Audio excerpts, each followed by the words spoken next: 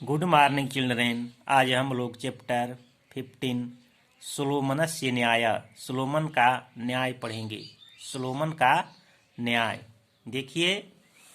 दीर्घ संधि, दीर्घ संधि, ह्रस्व या दीर्घ, ह्रस्व या दीर्घ अ ई उ री के पश्चात अर्थात अ ई उ री के बाद यदि समान स्वर, समान ह्रस्व या दीर्घ स्वर आए तो दोनों स्थानों पर एक दीर्घ स्वर हो जाता है। कह रहा है कि यदि अ ई उ री के बाद यदि समान ह्रस्व या दीर्घ स्वर आए तो दोनों के स्थानों पर एक दीर्घ स्वर हो जाता है। जैसे देखिए अद्य प्लस अपि, तो अद्य में क्या है? अ है, और अपि में क्या है? अ है, तो दोनों मिलकर क्या हुआ? आ। तो क्या बना? अद्यापि। हिम प्लस आलय, तो हिम में अ है, आलय में पहले क्या है? आ है, तो अ प्लस आ क्या बना? आ, हुआ हिमालय। विद्या प्लस अर्थी, आ प्लस अ क्या बना? आ, तो हो गया विद्यार्थी। वधु प्लस उत्सव, वधु में क्या है? ऊ है, उत्सव में पहले क्या है? ऊ है, तो ऊ और ऊ मिलकर बना ऊ, तो हो गया वधुस्वः। ठीक, देखिए आगे। पूरा एकस्मिन् नगरे द्वे स्त्रियः मित्रवतः वसतः स्म। पूरा, प्राचीन काल में एक समय नगर में दो स्त्रियां मित्रवत सखी के समान रहती थी। पहले एक समय नगर में दो स्त्रियां मित्र के समान रहती थी। तयो मध्ये महते प्रीतः आसीत्, दोनों के बीच बहुत ही प्रेम था। दोनों के बीच, उन दोनों के बीच बहुत ही प्रेम था। एकस्या नाम अनीता, अन्यस्या च नाम सुनीता आस्ताम। एक का नाम अनीता और दूसरे का नाम सुनीता था। कालांतरे सुनीता एकम पुत्रम अजनयत। कुछ समय बाद सुनीता को एक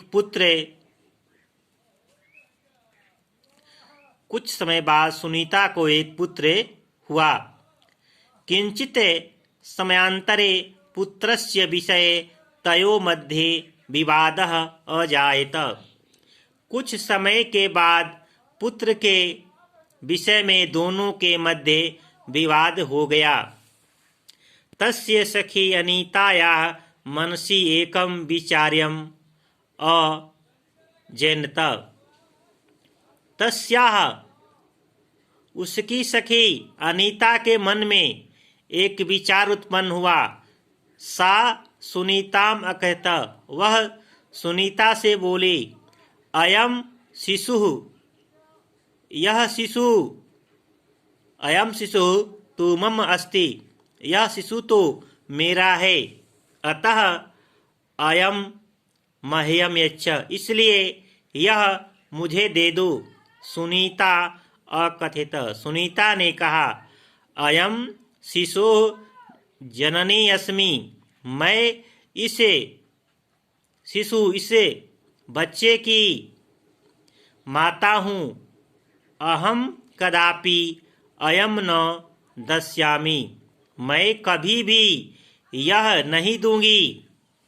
एवं तयो मध्ये महान कलह संजातः, इस प्रकार दोनों के मध्य बहुत कलह हो गया। अन्ते द्वे स्त्रियः नृपस्य सम्मुखम अगच्छताम्, अंत में दोनों स्त्रियां राजा के सामने गई। नृपस्य समक्षे ते द्वे स्वस्वपक्षे अनेकानि प्रमाणानि अकथिताम्, वे दोनों अपना अपना पक्ष अनेक प्रमाण कहे। निपह तयो वचनानि ध्यानेन अश्रुतः। राजा दोनों की बातों को ध्यान से सुना।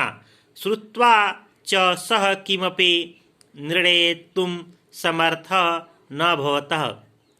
सुन करके वह कोई भी निर्णय करने में समर्थ नहीं हुआ। सह क्षणम तुषड़ीम अभवतः। कुछ समय के लिए सोचा वह। सम्यक विचार्य, ठीक विचार करके। सह निपः सेवकम आदिस्तः। वह राजा सेवक को आदेश दिया। एकम खंडकम आनय, एक तलवार ले आओ। खड्गेन च इमं बालकम द्वे समभागे विभज्य एकम एकम भागम स्त्रीभ्यां प्रयच्छ।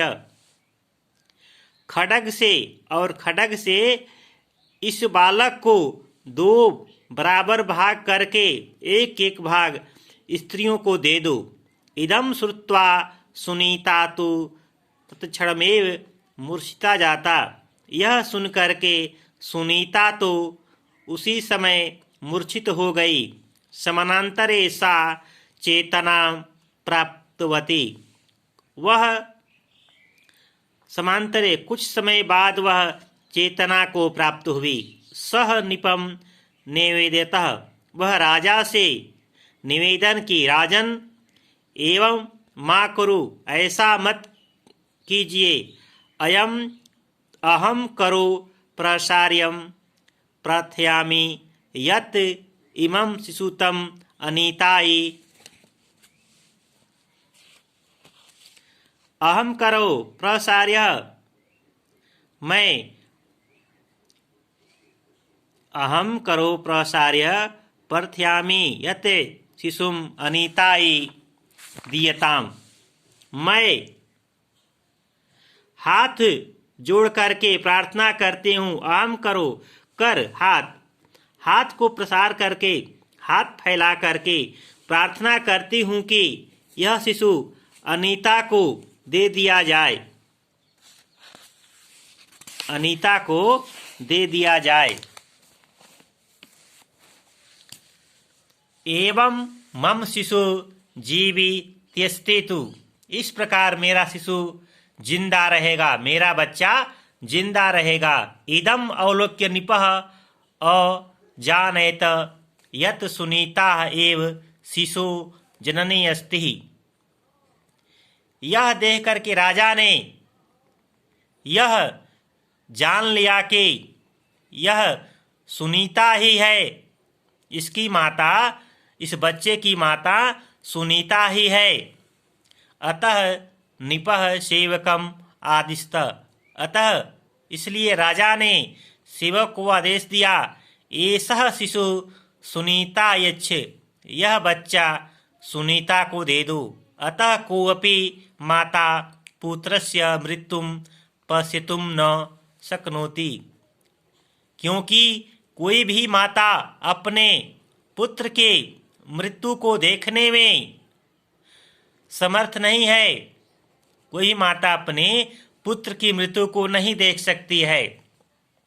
यतः क्योंकि कोई भी माता अपने पुत्र की मृत्यु को नहीं देख सकती है।